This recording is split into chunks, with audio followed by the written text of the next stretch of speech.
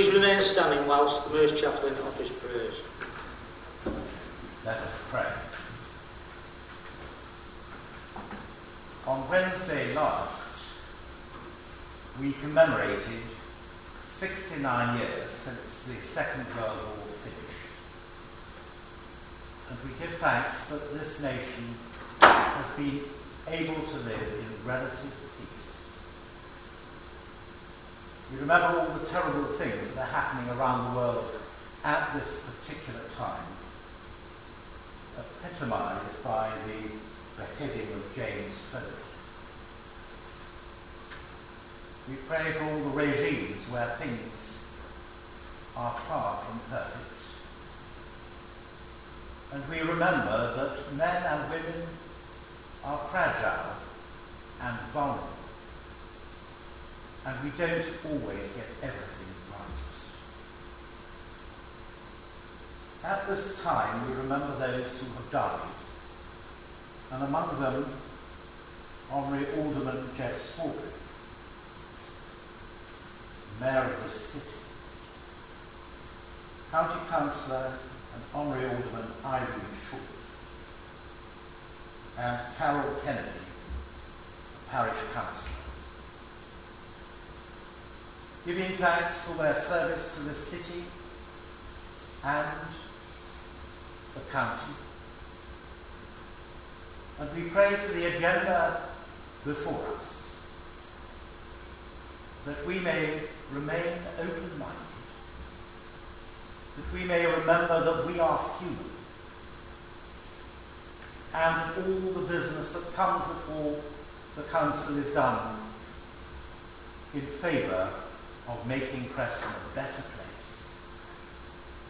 On this feast of St. Pius X, we pray for all those who are associated with that saint, remembering the community in Preston and the school in Preston. And we pray for all the good things that are happening, particularly those things in our green parks. And we ask this in the name of Jesus Christ, our Saviour. Amen. Please be seated.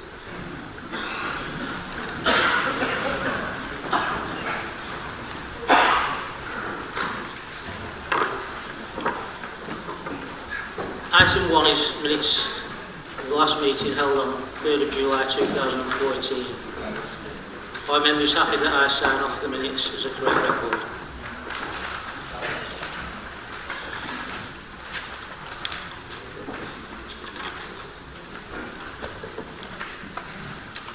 Item 2, are there any declarations of interest? Can members indicate if they have any disclosable pecuniary interest or personal prejudicial interest in any item being discussed on the agenda?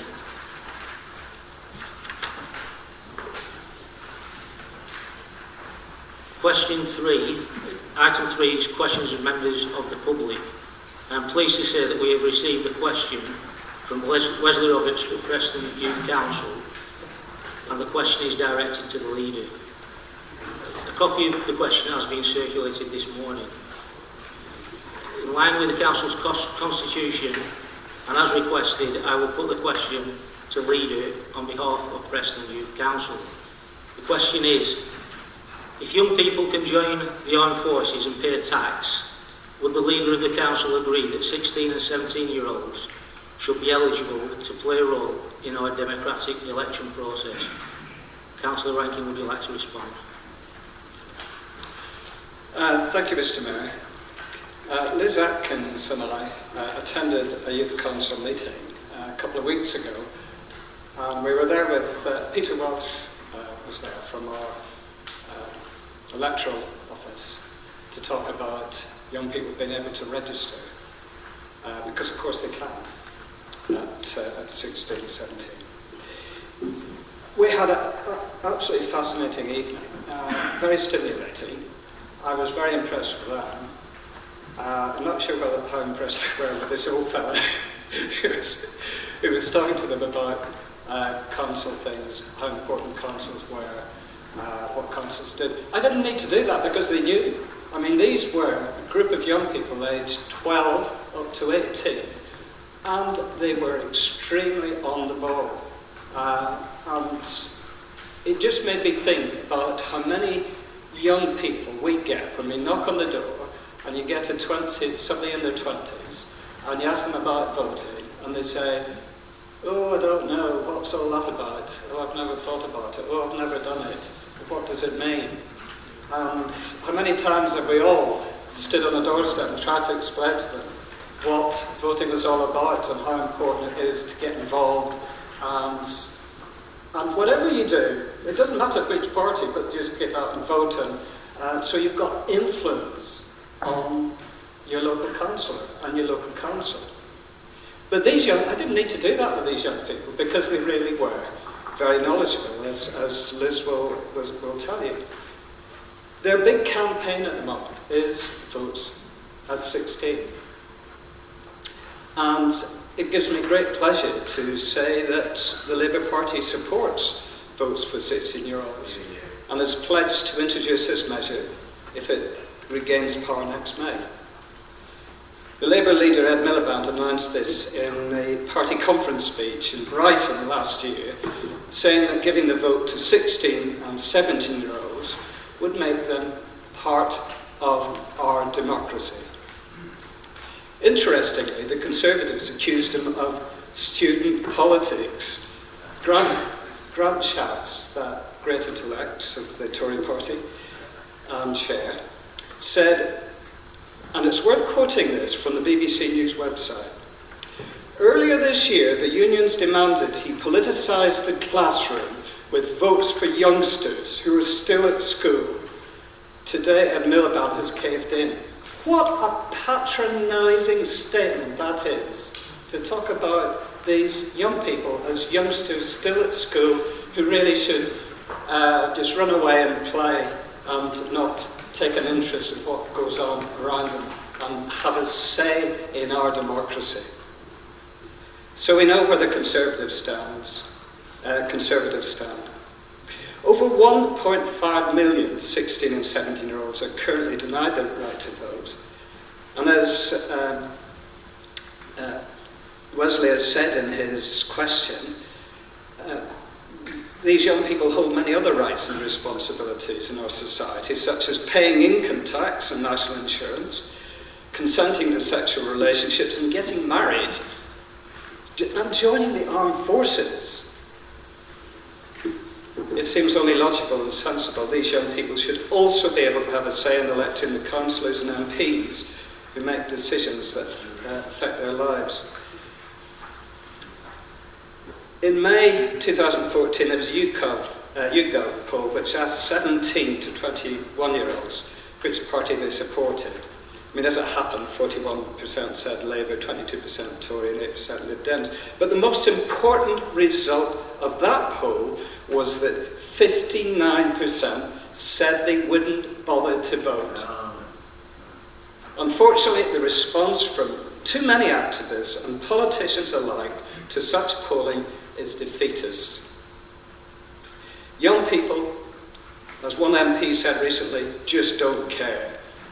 And that's the sort of attitude that leads to politics where young people are ignored and excluded from the debate. Their lack of engagement with politics and unwillingness to vote is read as apathy rather than discontent. It's blamed on the young people themselves rather than a political system that fails to engage them. And when it does, as with tuition fees, it often seems to let them down. I just want to finish, Mr. Mayor, and thank you for allowing me to answer this question. It's interesting that in Austria, the turnout rate, which does allow folks at 16, the turnout rate for 16 to 18-year-olds is higher than for 18 to 25-year-olds. So votes at 16 could create a new generation of active voters. So I'm very happy to support this campaign by the young people of Preston. Thank you. Thank you. As the Mayor's already said, he was Deputy Leader of the Conservative Group between 1999 and 2004, and he was the Mayor in 1999-2000 year. He was also appointed an Honorary Alderman in September 2004. His background was he had attended Preston Grammar School, and I remember him being a very keen member of the Old Blacks Association. I'm sorry, not the Old Blacks, the Old Prestonians Association, and I attended that. And he'd been very much involved in that and very active. Jeff ran a small garage in Preston for many years, following his serving in the forces in India during World War II. And I do know of talking to him when we both had some interest in housing, mine through being involved with the Housing Association, and he through his family connections, where some of his relatives have built houses in Preston in the past. But there are one or two things I think I remember particularly about him. When he was in his 70s, he could run up the stairs 2 or 3 at a time, and I used to have challenges with him at one time, and he invariably beat me, and I always maintained I'm pretty fit. Anyone who went with him delivering leaflets would know that he made a day's outing of it. He would put his little satchel around his neck, and he would walk, and he would walk, and he would walk, and his wife would wonder where he was, and having made his lunch, he was not there and got in a row at home, but that's the dedication that Jeff had. He was also our lead at the time on Housing Committee before the cabinet system started. And one thing I remember very fondly of him, I sat next to him as the deputy lead, bearing in mind my own background in housing. And we always knew, and I'm not going to mention who the chairman was, that's not fair, but the room where we all sat, the chairman sat with an open desk, so you could see his legs. And we watched this for some time and then realised that when this particular person waved his legs about on a regular basis, we had him. That's when we attacked. And that's what I remember very clearly about Jeff. He would say, he's doing it, and that's when we knew we were winning the argument. As I said, I remember the chap very, very fondly. And I'll just say by finishing, to those who didn't know, he was a gentleman, and he was a gentleman.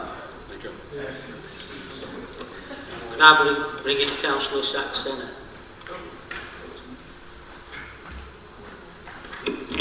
Thank you, Mr. Mayor, members of the council.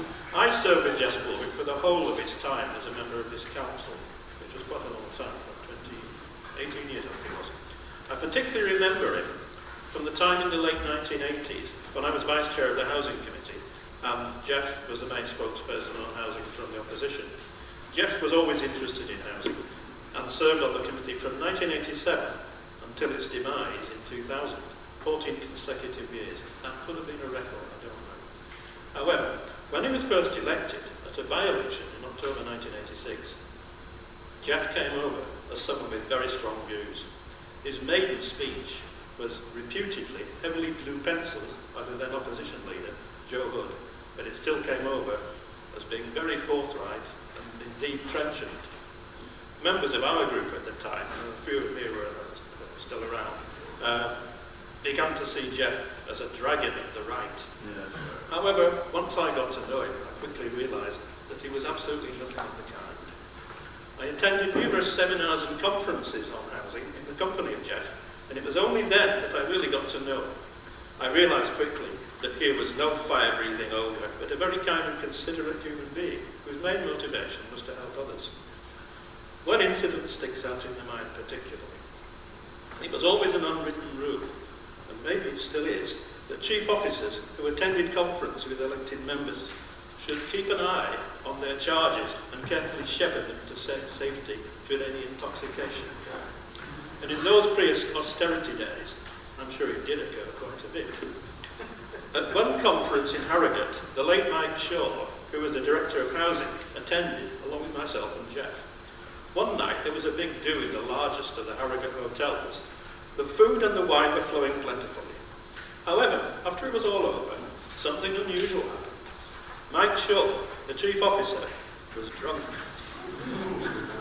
So, Harrogate witnessed a strange spectacle of myself and Jeff gently leading him back through the streets to his hotel room. Fortunately, we were all in the same hotel. When the conference ended, Jeff told me that he was glad of my company, and perhaps he meant that in more ways than one. Jeff eventually became a well-respected elder statesman of the council, and until very recently was to be seen at all civic functions. He was mayor for the millennium, and as far as I can be aware, that is the only one so far in Preston's history. He was a great support to me and to others during our mayoral years. At the funeral, Jeff's daughter used the word affable, which is one which I think encapsulates him perfectly. Jeff will be missed. I would like to convey the heartfelt condolences of the Labour group both to his widow Jean and to all the members of his family. Thank you. Can I now call upon Councillor Mrs Brown to speak? Thank you, Mr Mayor. I did know Jeff very well. He was more or less leaving as I was arriving, if you will. But I did serve with him for a short time on housing and direct services. But what I did know of Jeff really impressed me. It impressed me greatly. And he was always a quiet, unassuming man who just diligently applied himself to his responsibilities as a councillor. He served this council, and more importantly the people of Preston, for many years as a councillor, mayor and finally as honorary alderman. He was what I call a true personification of a gentleman politician. And that's what Jeff was. He was a gentleman. He was always courteous and totally dedicated to his duties. This council has lost a wonderful example of how it should be done in Jeff Swarbrick, and he will be very sadly missed.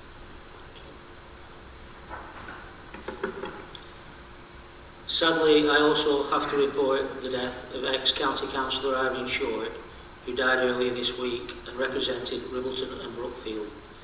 No funeral plans have been announced as yet.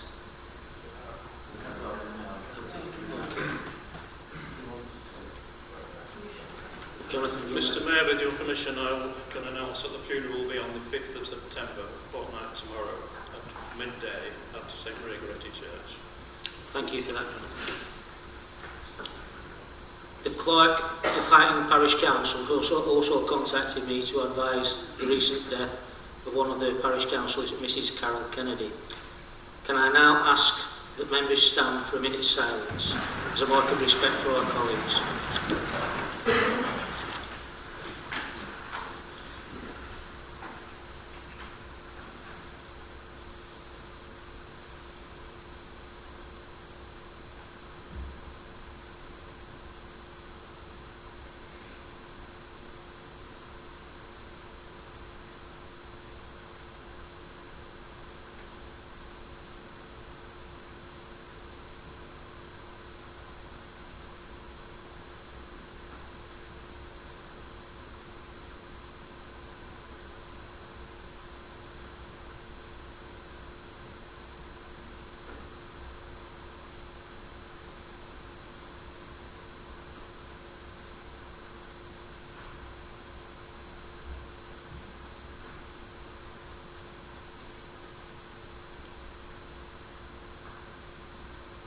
Thank you.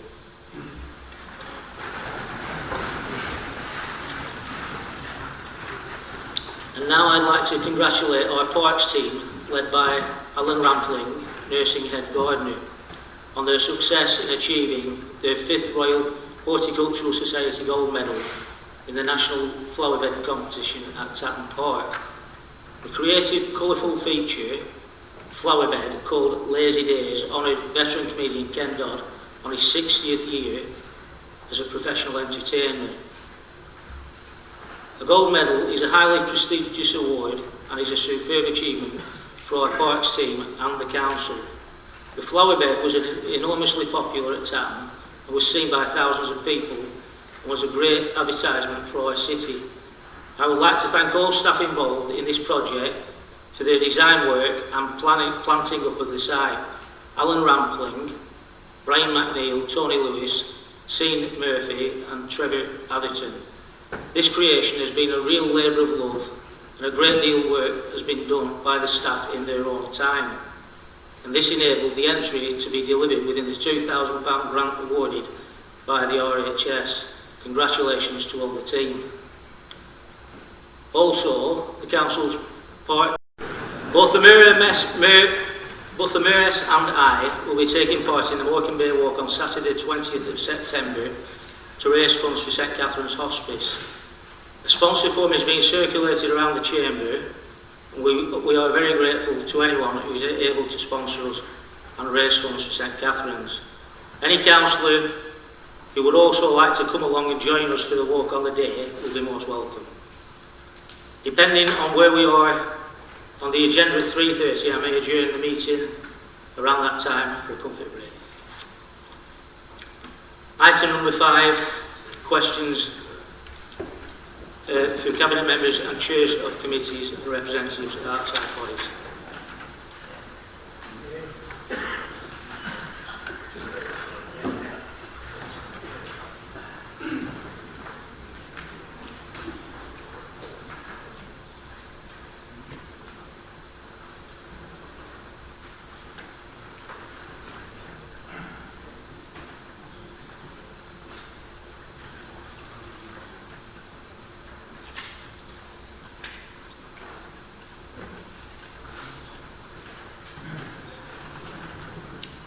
Could I bring in first name on this?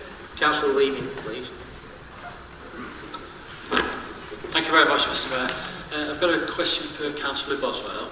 I was wondering if he could be so kind as to explain the process that he follows when he receives a request to fly a flag, and specifically the rationale that he used when reacting to the latest request. Thank you. The current procedure is that I will wait for people to ask me to make requests, and then I will consider the rationale for the request and to see if it warrants the flying of the flag. I believe there is a resolution later on which I hope will support. I hope I'll support the amendment, which also tidies that up a bit. The rationale for this, because of the misunderstanding, Preston Council don't take sides in international conflicts. We did not fly the Palestinian flag because we're pro or anti any state. We might all have personal views on the conflict, but these did not inform my decision or the decision of anybody in the Labour group. We did it because we're pro-humanity and saw a humanitarian crisis taking place in Gaza. We did it to raise awareness of the humanitarian crisis. Nobody has uttered a word of condemnation or support for any of the states involved. It is a humanitarian crisis that moved us. I would point out we could have to Ryan, to the council, that we could have flown the Palestine flag at any time. This has been an ongoing crisis for many, many years. What is different is the daily images we get on television and the information that the people who requested that we fly the flag brought to us of children and adults being suffering an ongoing humanitarian disaster. We did it to raise the awareness of the death and destruction in Gaza. We're not taking sides and we're neutral on the conflict. Thank you. Councillor Stephen Thompson. Thank you, Mr Mayor. My question is for Councillor Rankin. As we've just heard, the flag was flown above the town hall, Palestinian flag, and we've had a rationale of why the flag was flown. But from what I've heard and what the reports have been in the press, the flag was decided to be flown, then it wasn't going to be flown, and then it was flown after a heated argument, apparently, according to the newspaper. My point is, why was Preston City Council bullied into flying this flag? It was a bad decision, that's what you said it was, and yet I believe it was ex-councillor Lavalette, Michael Lavalette, who, according to the newspaper, went into a meeting with yourself and Robert Boswell and had a heated argument in the meeting. And in the end, it was agreed to fly the flag, which you weren't originally going to do. And in Michael Lavalette's response to the socialist worker, he says the council only backed down because of the number of people out in the street. Can the leader tell me why has Preston City Council been bullied into flying this flag when it was clearly not a good decision? Thank you. Well, that's clearly subjective to say it clearly wasn't a good decision. All I'll say about Michael Lavalette is Michael would say that, wouldn't he? because Michael is no friend of the Labour Party.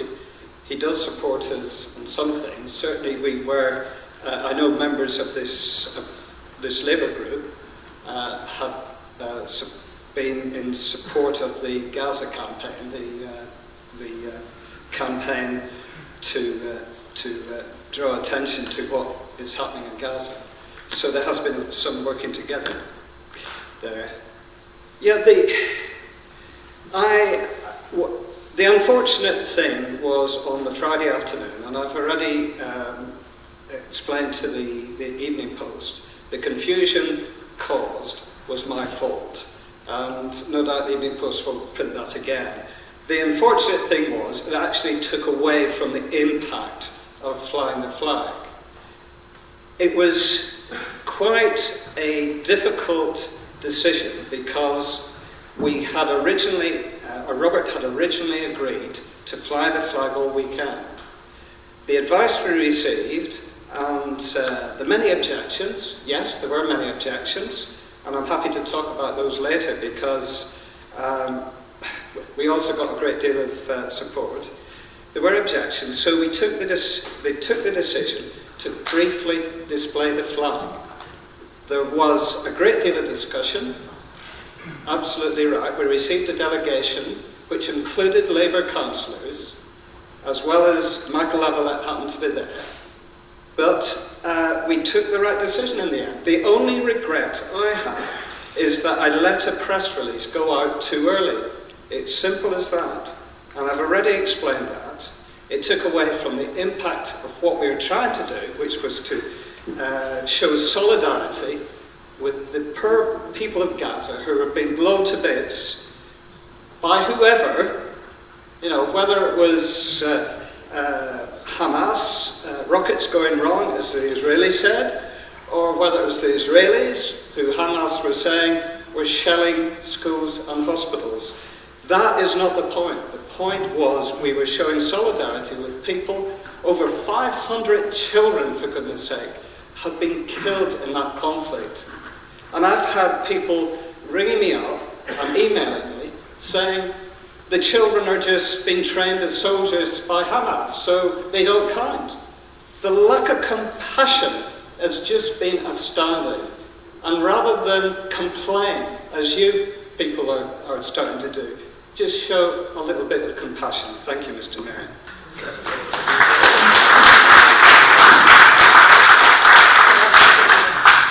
Can I ask you something? Yes, please. I've heard the question I suppose you could really ask is, why didn't you fly the other flags of other areas that are in other... Well, that's not the question. But the Okay, point Mr. Mayor, is- can I answer that question?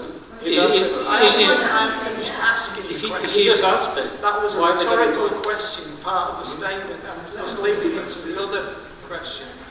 The other question is, why did you not fly the peace flag? Why did you not take a leadership role and actually say, no, you'll fly the peace flag?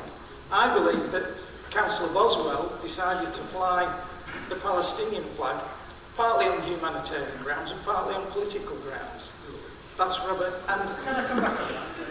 No, because I'm asking a question of Boswell. So I'm going to ask... Councillor Rankin will be allowed to come back on it because that's who the question was put to. My question is...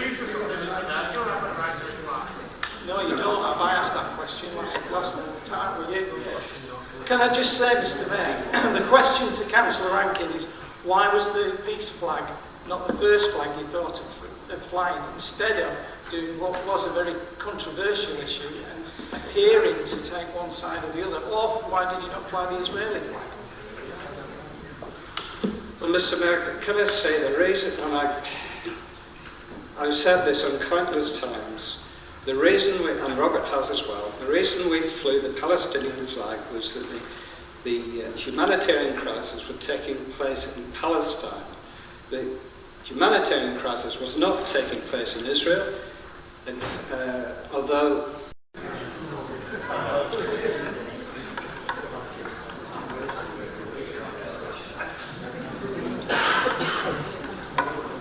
Right. Yes, given the fact that Did you say, do you admit that you said that statement that Councillor Boswell's motives? I said that I believe that Councillor Boswell's motives were partly political and partly on the humanitarian grounds. But at last council meeting, I had the same position. There's nails on his feet. Sit down. Right.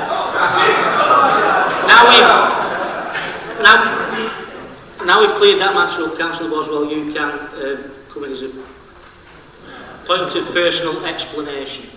There is not the slightest piece of evidence to support that ridiculous remark by the councillor opposite. Our motives were purely humanitarian. The information I've given out, the letter I've had in the LEP states I'm a humanitarian. It's up to him whether he believes me or not, but if he doesn't believe me, it reflects on his integrity, not on mine. I really do think a lot of shame is associated with himself and other people who have tried to You once threw me out the council chamber for doing that, Christine. So. I think a lot of shame lies with the highly political interpretation people like yourself. While we're trying to find a genuine humanitarian response to a humanitarian crisis, you're making cheap political points, and I think you should be ashamed of yourself.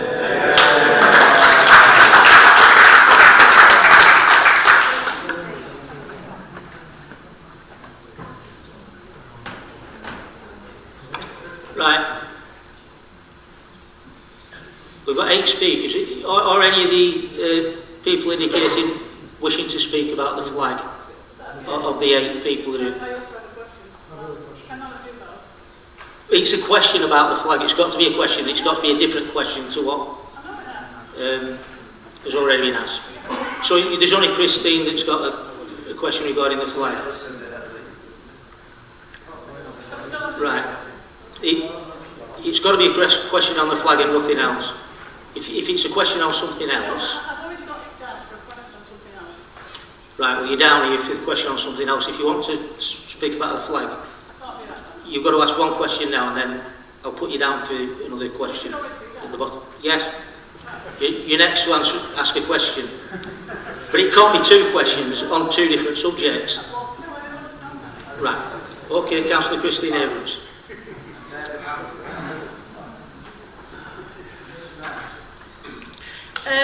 Just a clarification on the flag debacle, as we're all calling it. The statement "flying the flag" has always meant to me, and I can go back now and say the Scouts fly a flag, you fly a flag at football matches. It means support for whoever's flag it is. And I still think that's the case. And I was also very concerned when I read the Socialist Worker online, believe it or not. Do you believe every word? Absolutely. Absolutely. It's very informative.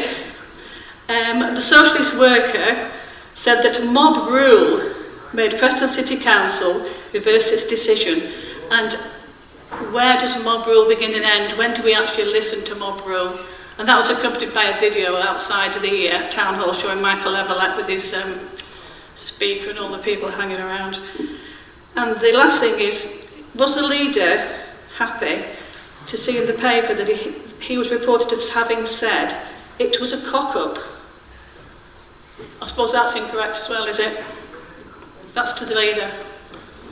Mr. Mayor, I thought I'd answered this. I mean, are we really going over this again? I've already said it was unfortunate that I gave a confusing picture of what happened. It was unfortunate that I'm repeating myself because she's asked a question that's already been asked. You know, it was unfortunate. You know, that press release went out before we had finished our discussions. Thank you, Councillor Maker. Councillor Rollo. This is a different set of flags. This is to Councillor Singles. Something I raised at scrutiny at the last scrutiny committee meeting. I was walking down Fishergate about a fortnight ago now. I was passing the old HSBC bank, and there was some workmen digging up the new relay flags. The improvement works that check-out council have been putting in. Can you explain why that was happening and what was all that?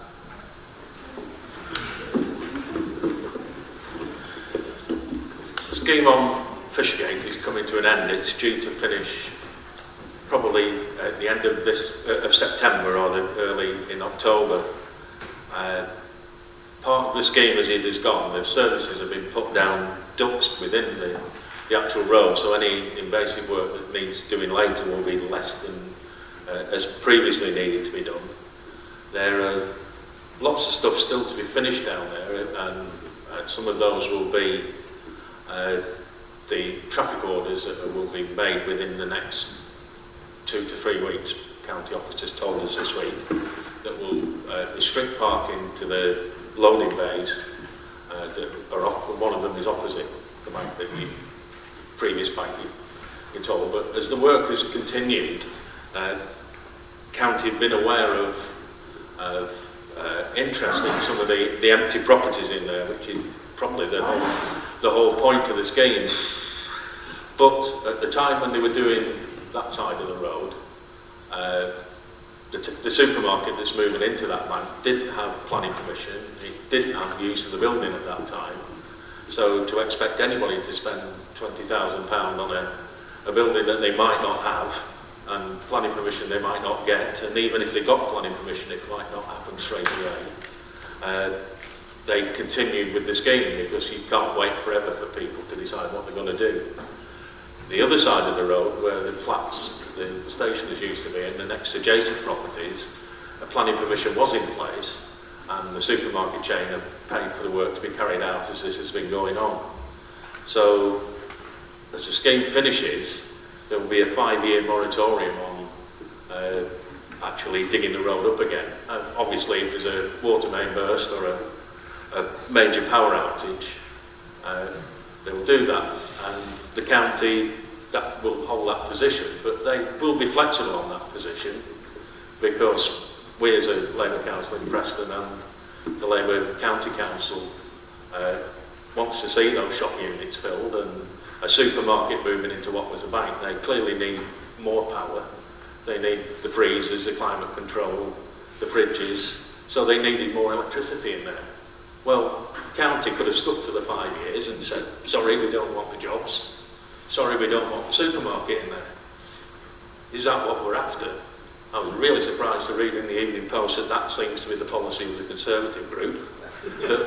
The policy is actually laid in stone that you can't dig it up for 5 years. Sorry, take the jobs away and come back in 5 years. I was shocked to see that's probably the Conservative Party policy, or maybe it's just the policy of the the councillor who wants to be on the front page of the Evening Post every week.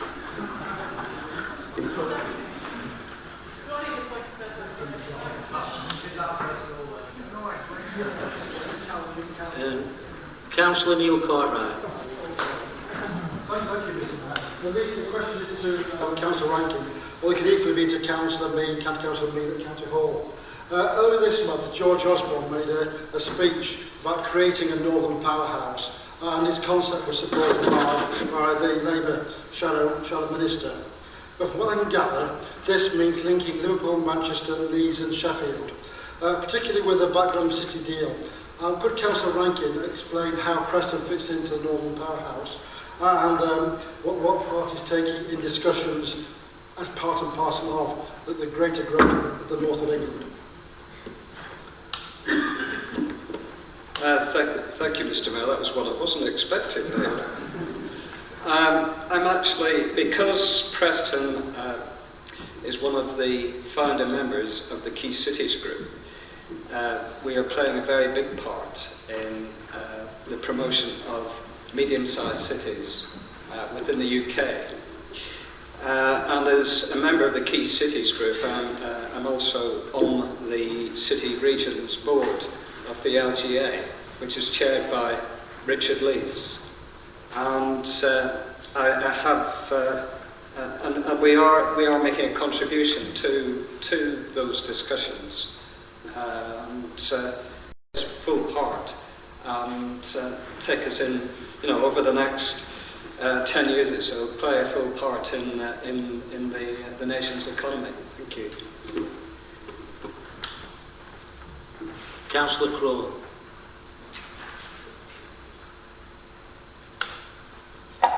Thank you, Mr. Mayor. My question is to Councillor Brown, Matthew Brown.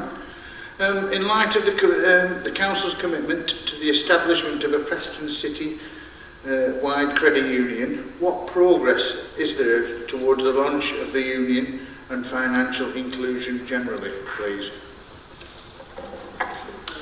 Thank you, Councillor Crowley. I'm pleased to report that we've had a number of sessions already that have been aimed at the staff, Preston City Council staff, and so 2 sessions so far. We've signed up 40 Preston City Council members and will be members of the credit union. That includes 2 elected members as well as that number of 40. So we're on track now to have further sessions in September and hopefully get other employees across the city, which is our plan to join the union as well. So once we then expand that base of working people who contribute to the credit union, we can then aim to launch it across the city, and the launch date we're hoping is March 2015. Now, if we can speed that up a bit, we'll try to do that, but this is a package of a number of measures which are to promote financial inclusion. We've got a Money Matters campaign which is trying to get to the most deprived people to educate them about financial inclusion. We've mapped where free IT providers are, so people can access IT workstations all across the city, and there's an app on the mobile phone to do that. We're promoting the food co-op, we're promoting energy switching, we're promoting affordable food, got some plans for that, and also we've not reduced our spending on debt and welfare advice, because there's lots of benefits, especially disabled benefits, that people want to claim at the time. So we're putting it all together.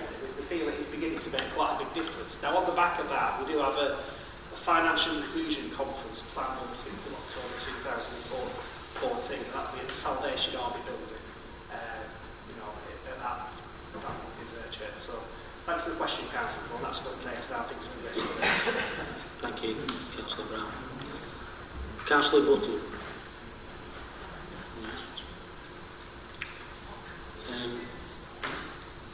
Councillor Miller. Thank you, Mr. Mayor. This is a question for Councillor Rawlinson. Many of our civic ceremonial traditions are under threat, and we're often told that this is due to government cuts. To ensure that the city is able to maintain its civic traditions, would Councillor Rawlinson inquire to whether these could be sponsored so that they can continue? We did try and get the car sponsored in Guild Year.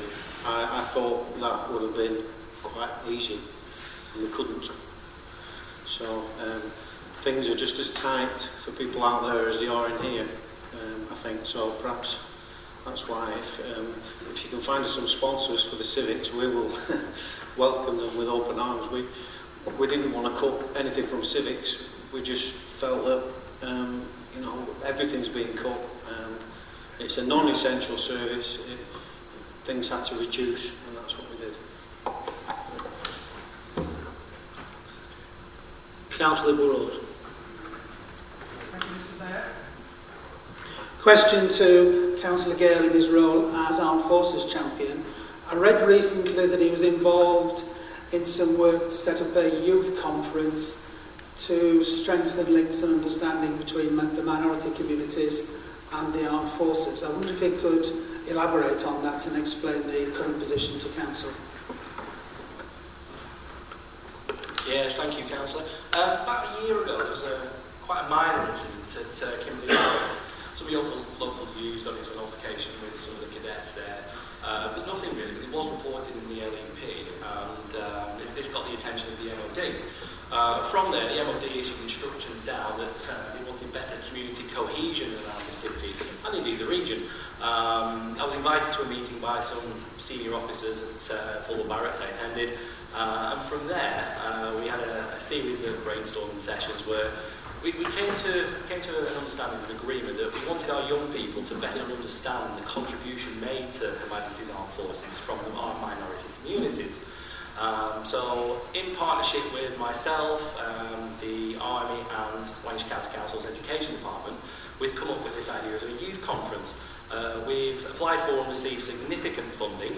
We will be using this funding to take a couple of hundred children over to France to visit the battlefields and the war graves over there and educate them on it. Hundreds of children around the region. It's not just Preston, we've extended it. We want to do something bigger and grander and more impactful. It's Blackpool, it's Lancashire, it's East Lancashire, it's even down into Manchester. And they're going to be learning about the Jalunda Brigade. Some of you may have heard of them, some not. It's a fantastic story. Tens of thousands of Indian soldiers marching and coming over to France to join the battle. Once they've returned from visiting the war graves, we're going to host a conference actually in the Guildhall, and we fought very hard to get it into the city of Preston. So obviously it's quite a prestigious event, the local news, the TV will be covering it and such. But in partnership with the new owners of Guildhall, we're offering us the facility for free.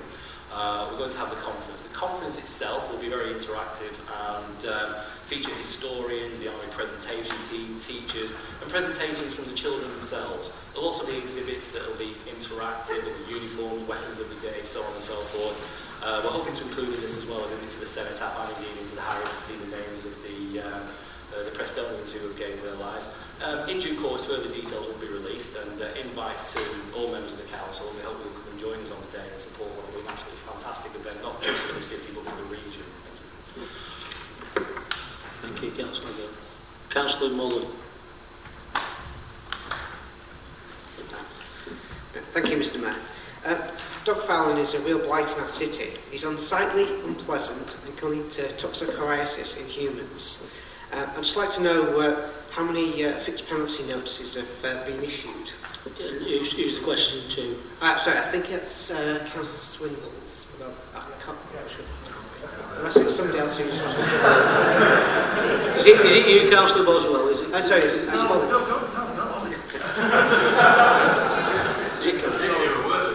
Right. So, do you want me to repeat? Shall I repeat the question? Okay, sorry. Is that better? Yeah. Okay, dog fouling is a blight in our city. It's unsightly, unpleasant, and can lead to toxoplasmosis in humans. I'd like to know how many fixed penalty notices have been issued in regard to dog fouling.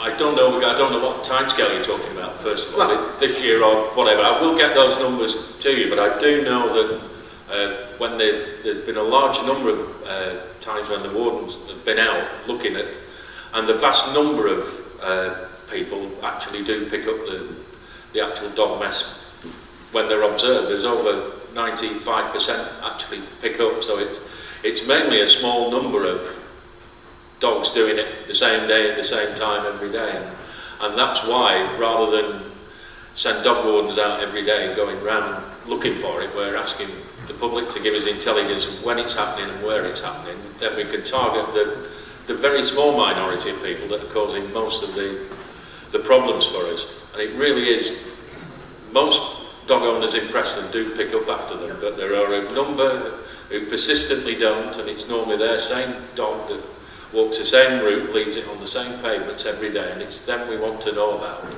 And when we do know about them, we can target them, and we know the specific time to go out. Because you can go out around the city as often as you want, but you may see just a small number of dogs. So we're looking more for an intelligence-led response and actually do it. But I will get the numbers of fixed penalty notices to you. Councillor Davies. Sorry, you want to come back with the supplement? Sure, yes. Yes? Just okay, it's a short one. Could you stand sorry. up, please? Since most of these incidents are usually during the out-of-hours period, we look again at restoring the previous cuts on that. Everything is being looked at in the budget process as we go. There are difficult decisions to be made right across the council. Of course, we can look at everything, but everything comes at a price. Councillor Davies. Thank you, Mr. Mayor. It's Matthew Brown. I asked at the last council about the Minerva Centre and the pensioners being unable to access the photographic machine at the Minerva Centre and being sent to South. He had no idea that his own paper had published 2 years ago a complete report of what the council's plans were back 2 years ago.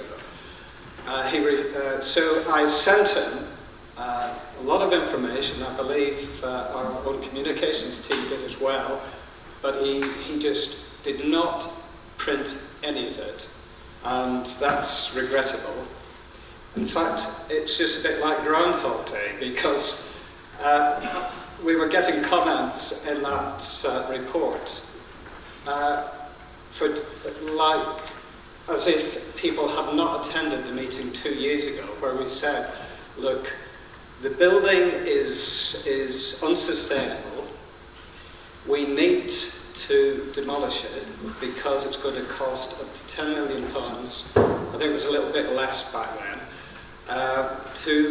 To repair, refurbish, and but I think one of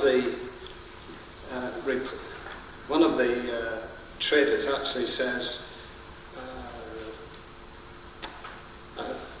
I don't understand why they need to pull this place down, and that's from one of the Market Association who has been in discussions with us for the past 2 years, and I despair sometimes, because we give all this information, we explain this, how we got to where we are, and it's like it's gone in one ear out the other. I'm very keen to take the market hall traders with us. I sent a letter to each, a letter went to each market trader last Monday, explaining that we are now moving things forward. We were appointing an architect because they've known for 2 years that the building is unsustainable. We are appointing an architect to actually work with the traders and take what is a fantastic structure, and that's the covered market, listed structure, absolutely superb structure. We are going to be spending a lot of money on that structure to make it a real feature in this city. We did I just printed off a couple of slides actually that I used when I met I think there were about 80 markets traders when we met them just over 2 years ago. They were very concerned, obviously, when we met them at that time. And I talked to them about we are committed to a market. And I said, we do envisage investment, but we have a limited budget. They know that we applied to the Heritage Lottery Fund earlier this year for a £10 million scheme. Now that would have been fantastic. And we, thanks to the hard work that our officers put in, we got on the shortlist, but unfortunately it wasn't accepted. We don't have the money to spend on a £10 million scheme. We've got £5 million available for that markets quarter. And what I will say is, once we've done this scheme, if we have any further money available in the future, we will direct it into the markets. So really, rather than sounding off about what might happen or what might be the situation, I want our tenants to work, our market traders to work with the architect we're going to appoint. Now, I understand, we're talking about people's livelihoods, and I understand this is all very challenging, this is all very difficult for people, because they don't know exactly what is going to happen. Well, I want them to work with the architects so we can, within our limited means, try and meet their desires and what they need to continue living. So Mr. Mayor, thank you for the opportunity of trying to explain this. But as I say, there was a very, I thought a letter that went to each market trader that explained exactly what our plans were. Please, I'm saying to our market traders, do talk to our architect when he's appointed. We really want to take you with us, but at the end of the process, if you feel you cannot work with the council, then of course you're within your right to take your compensation and walk away. We don't want you to do that. Please work with us, please work with the architect, and we can deliver a fantastic market. Thank you. Councillor Crompton, you've got a supplementary. Chair, thank you for that very precise answer to the question. You mentioned in several occasions that you'd had previous meetings with the market traders. Could you please assure this council that any future developments or any proposed developments or any information that you get will be shared with the market traders as soon as possible? Yes, thank you, Mr. Mayor, and thank you, Carl. Yes, I do give that assurance. That's what I want them to do. I want them to work with the architect that we appoint. I hope the architect will be in position certainly by October, and then he'll want to work with those market traders. I really do want them to work with him and with the rest of us to try and get what we all want, which is a market. Preston's a market town. We want to produce. We want that market to continue. It's not going to be exactly what they want, but these days money is very limited. We're doing what we can, and I just ask them to help us achieve what we all want. Thank you. Thank you. Councillor Hammond. Thank you, Mr. Mayor.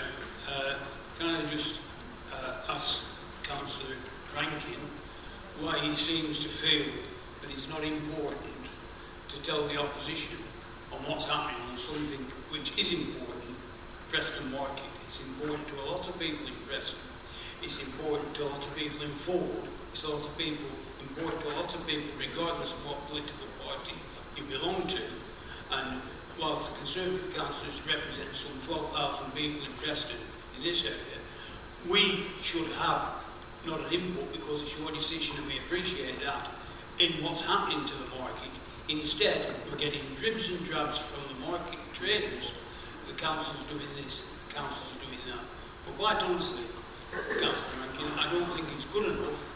I think you could consult with us more on what's happening with the market, even ask our views as to what we should be doing with the market, because I'm sure whatever our views are, there will be no intent to ruin the market, because everybody's got the centre of Preston at their heart and they want to keep it in good shape. So we'd only be willing to help, not hinder. And I just think you can come back to us and tell us a bit more of what's going on, because you haven't been doing it in the last 6 months with regard to the market. Thank you.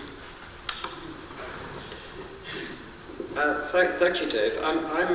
I believe in being as open as possible and discussing with a wider range of people as possible. And I'm very happy to keep the opposition informed. But I actually think the market traders warrant discussions before discussions with the opposition. You probably disagree with that. But I have actually told the market traders you will be kept informed of things, because if I tell you before I tell them, I get earache from them saying, you haven't told us this. We've heard this from Dave Hammond that such and such is happening. Just to give you the exact timeline of recent events. The Labour group discussed a number of options that were open to us last Tuesday. We decided on one particular option. We then prepared a letter to go to the traders to tell them what we had decided, which way we decided to go. That went out on Monday. Item 6 on the agenda, which has now been withdrawn from today's proceedings. Item number 7 is Blue Park Restoration Project Phase 1. Councillor Boswell, will you be moving the report? Yes, formally, because it represents a great opportunity for Preston to get some money to spend on our parks that are the jewel in our crown. I was on Moor Park early this morning, about 8:30, giving an interview on Radio Lancashire, and we're very proud of what we're doing on the park, and I hope we can get everybody's support.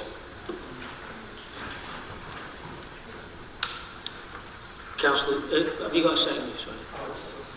Councillor Smith. Councillor Bowles. Thank you, Mr. Mayor. I just want to come in on this item because it's really important for the Moor Park area.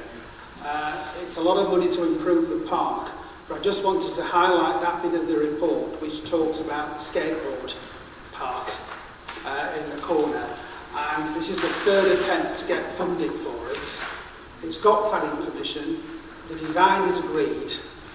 Everybody I've ever spoken to has said that is the right place to put it because it's in a position opposite the Tom Finney statue where youngsters can be visible without it being near people's houses, and it's also on a lot of bus routes so youngsters from across the city can get there. And I kept saying to people, I'm sure we'll have another go at getting funded and we'll be successful.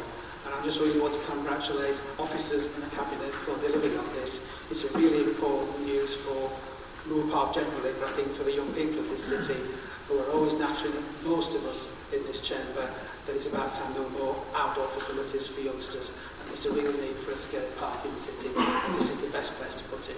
Thank you, Mr. Mayor. Thank you, Councillor Bowles. Right, all in favour of the report? Thank you, that's carried. Item number 8. Notification of changes to memberships of committees. Are there any?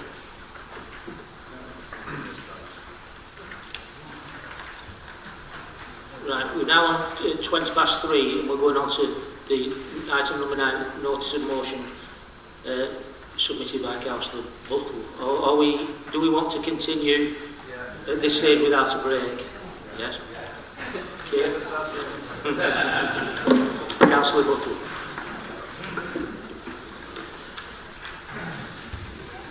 Thank you, Mr. Mayor. I understand there's an amendment, and obviously what I need to say will need to be reflected in that amendment. I'm a little disappointed that it's actually not being presented to us until now, so I'm sorry, but we will need to just wait until that amendment's issued.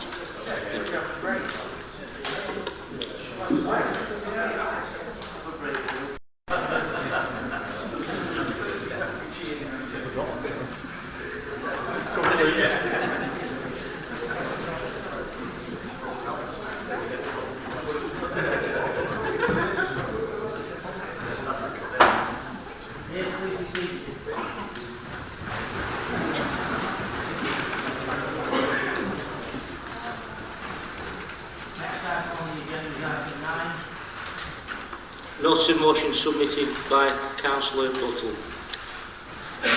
Thank you, Mr. Mayor. Sadly, we live in a world where there is much suffering and conflict, and the causes, the effects, the rights and wrongs will be debated in council chambers across the country and across the world, now, in the future and for many years to come. The purpose of this notice of motion is not to reopen that debate. The purpose of the notice of motion is to recognise that there are alternative views and opinions, and it calls for procedures to be amended to ensure that those views are at least listened to before a decision of this nature is made again.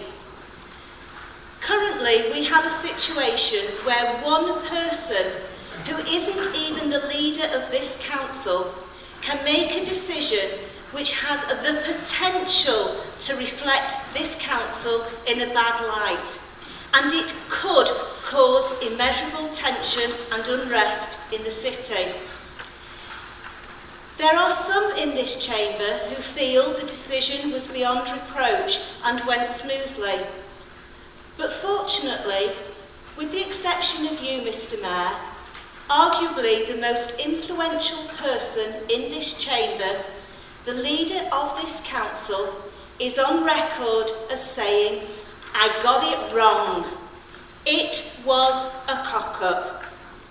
I must admit his words are actually far stronger than mine. I referred to it as a grave error of judgment and embarrassing reversal. They're actually quite tame in comparison. When I saw those headlines, I actually had respect for Councillor Rankin. It takes guts to publicly admit you got it wrong. But we all make mistakes, and I can forgive that, because what it is about, it's about what we do to put it right. That's what matters. Collectively, we have an opportunity to modify the current position to ensure that a cross-party discussion takes place to lessen the likelihood of us making mistakes in the future. That's what this notice of motion calls for. And given that it is common sense, and given that it is a reasonable request, I applaud the fact that it is actually included in the amendment. But what I do find disappointing is that in the heat of the moment, the leader of the council admits he got it wrong. But weeks later, he now strongly supports the actions and the difficult decisions faced by the exec member. And I hope the LEP will give as much publicity to the fact that the leader of this council is quite prepared to say something in public, then weeks later do a complete U-turn and do something completely different. Of course, my words may cause further conflict, because that is exactly what conflict is about.